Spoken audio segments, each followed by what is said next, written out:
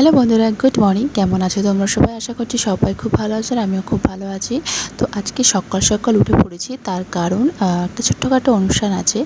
তো 4:30টার সময় আজকে উঠে পড়েছি। নিজে কিছু কাজ ছিল, কাজ সেরে টেরে এসে আমি উপরে এসেছি এবারে বিছানাটা একটু গোছাতে। আর প্রচণ্ড রোদ বেরিয়েছে আর ভীষণ গরম আজকে, তো সেই জন্য পর্দাটা দিয়ে দিলাম ঘরের মধ্যে। তো এখানে দেখো নিচে রান্নাবান্না চলছে। আর আজকে অনুষ্ঠান বলতে আমার মেজো যাকে আজকে 9 মাসের সাথ দেওয়া হবে, তো তারই একটু তোড়জোড় চলছে। আর এদিকে দেখো, আর তারপর এদিকে আলতা পড়া চলছে। তো আমি দিদিকে পড়িয়ে দিয়েছিলাম, তারপর ছোটো ননদ এসে গিয়েছে, তো সে পড়ছে আর আমি উঠে গিয়ে ভিডিওটা করছি।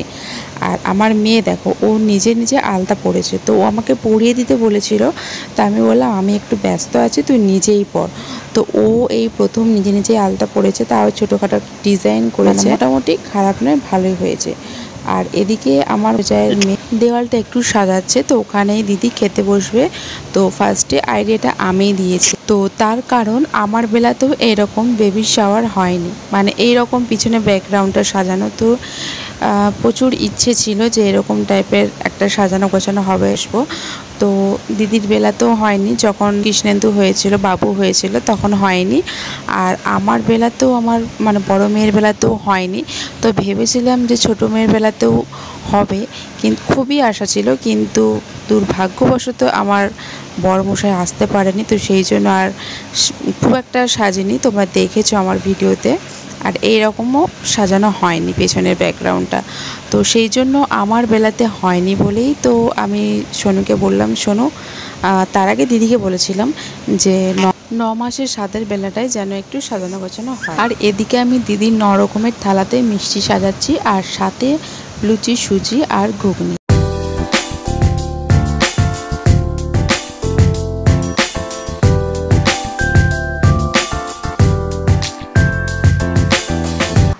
আর তারপরে দিকে দেখো আমার টুকু সোনা হাঁ করে দেখছে, তার কারণ ও নিজেকে দেখতে পাচ্ছে ফোনের মধ্যে, মাথায় চুল নেই। এটা আবার কি হলো রে বাবা। তো যাই, আবার করো, আবার করো, আবার করো, করো।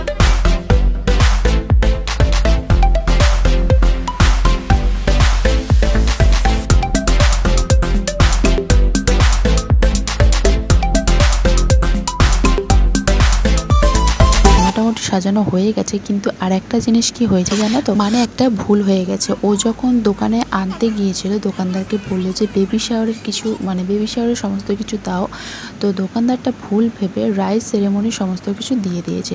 তো যখন ও বেলুনগুলো ফোলাচ্ছে, তখন আমরা তো স্পেলিংগুলো মেলাতেই পাচ্ছি না, তো তখনই ভাবলাম যে উল্টোপাল্টা দিয়ে দিয়েছে। তো যাই হোক, কিছু করার নেই। তো তারপর সোনু বললো, ন্যায় যখন কি করবে কাকিমা, ওই সেরেমনি স্পেলিং মানে বেলুনগুলোই সাজিয়ে দিই। তো সেই জন্য ও সাজিয়ে দিয়েছে।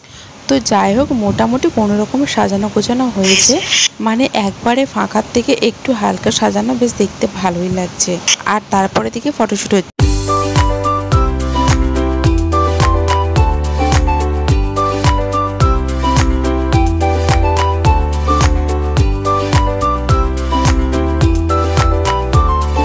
তো চলো তাহলে আজকে ভিডিওটা এই অবধিই ছিল। ভিডিওটা এখানে শেষ করছি। আজকে ভিডিওটা তোমাদের কেমন লেগেছে অবশ্যই কিন্তু আমায় কমেন্ট করে জানাবে। সবার শেষে খেতে বসেছি, আমাকে বড় যা পুরো দইয়ের ভাতটাই ধরিয়ে দিয়েছে। তাও নেই।